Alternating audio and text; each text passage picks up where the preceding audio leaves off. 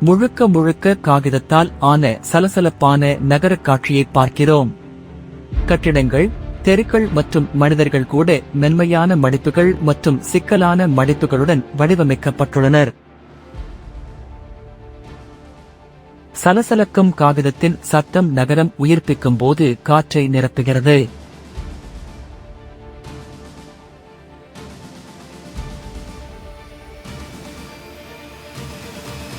மற்ற நகரங்களைப் போலல்லாமல் ஒவ்வொரு மூலையிலும் ஒவ்வொரு உருவமும் ஒவ்வொரு கிசுகிசுவும் காகிதத்தில் இருந்து வடிவமைக்கப்பட்டுள்ளது. வாழ்க்கை நுட்பமான எளிமையுடன் படப்படுத்தது. இது படைப்பிலிருந்து பிறந்த உலகம். கலைஞர்கள் வெறுமை அல்லது கற்பனையின் மடிப்பு மூலம் வாழ்க்கையை காகிதத்தில் கொண்டு வந்த இடம்.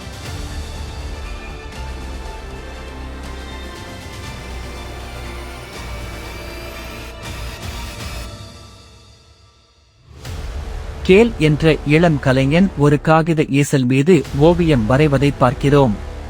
அவர் தனது சிறிய கூரை ஸ்டுடியோவில் இருந்து நகரத்தை பார்க்கிறார்.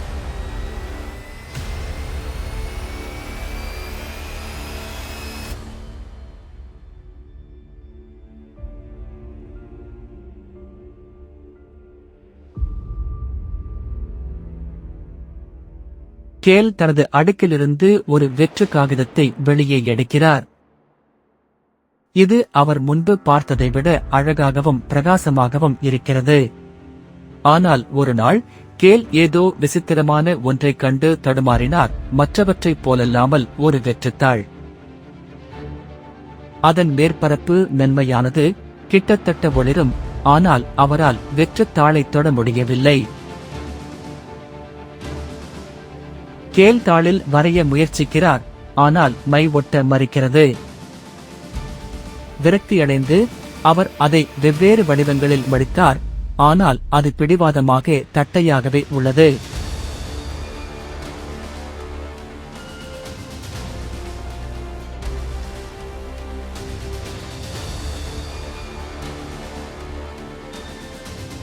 கேல் ஆபத்தான ஒன்றை கவனிக்கிறார். வெற்றுத்தாள் விரிவடைந்து அவரது ஸ்டுடியோவின் பகுதிகளை அழிக்கிறது. ஈசல் வெற்றுத்தாளில் மறைந்து அதைத் தொடர்ந்து அவரது காலடியில் கூரை.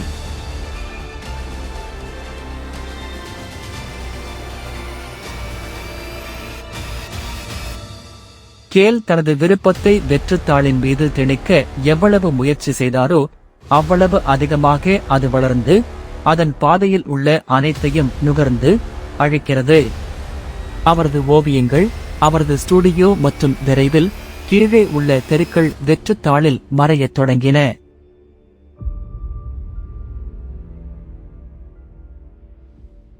கட்டிடங்கள் வெற்று காகிதத்தாளில் இடிந்து விழும்போது கரைந்து கொண்டிருக்கும் நகரத்தின் வழியாக கேல் ஓடுகிறது.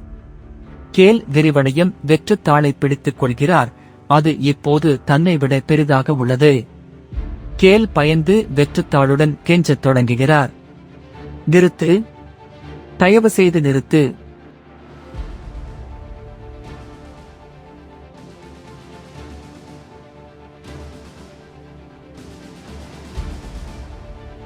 வெற்று வெள்ளைத்தாளின் பரந்த விரிப்பில் கேல் தனியாக நிற்கிறார்.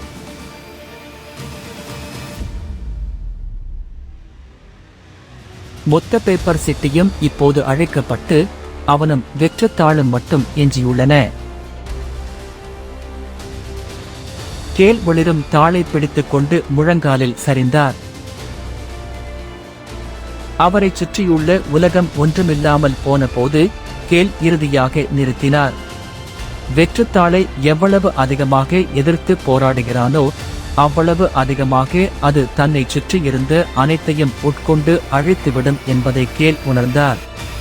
கேல் சுற்றி பார்த்து இப்போது எஞ்சியிருப்பது அவனும் வெற்றுத்தாளின் எல்லையற்ற சாத்தியக்கூறுகளும் மட்டுமே என்பதை காண்கிறான்.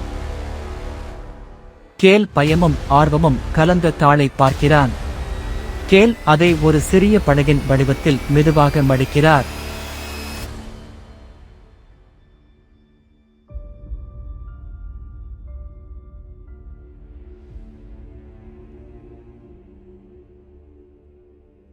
கேல் வெள்ளை பரப்பில் காகித படகை வைக்கிறார்.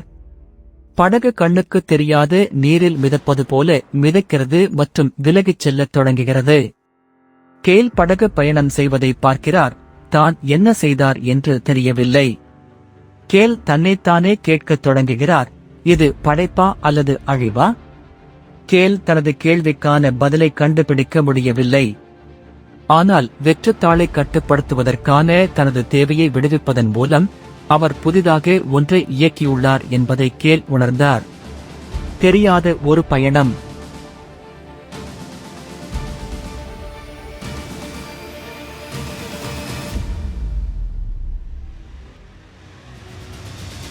கேல் வெற்றுத்தாளின் வெண்மையில் அமர்ந்திருக்கிறார். முகத்தில் ஒரு சிறு புன்னகை உடைந்தது. கேல் மற்றொரு காகிதத்தை மடிக்கத் தொடங்குகிறார். இந்த நேரத்தில் அவர் அதை பொறுமையுடனும் அக்கறையுடனும் செய்கிறார். உருவாக்கம் உலகில் அழித்தல் செயல்முறையின் ஒரு பகுதி என்பதை மறந்துவிடுவது எளிது. காலியானது ஒரு முடிவு அல்ல, ஆனால் ஒரு ஆரம்பம் என்பதை கேல் உணர்ந்தார். சில நேரங்களில் விடாமல் விடுவது பெரிய விஷயத்தை நோக்கிய முதல் படியாகும்.